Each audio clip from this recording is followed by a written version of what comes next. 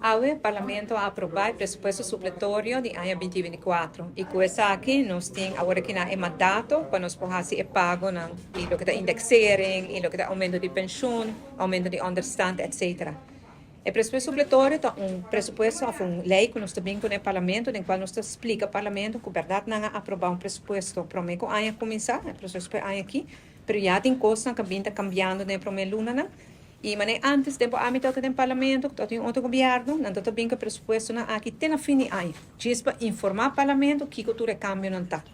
Pero agora que nada nós pensa nós que um manejo prudente, um manejo transparente e pensei nós também parlamento com essa aqui. Apenas de 2 viagens na história do país Aruba que nós também com essa aqui, pues é lógico que nós toda gente essa direita e compra trabalhar com ele, especialmente a oposição, nós compreende que está e compatível com ele. Pero está para transparente e para dar parlamento e possibilidade para as perguntas e para aprovar a direção que você está indo. E não há até fim aí, agora não pode cambiar nada mais.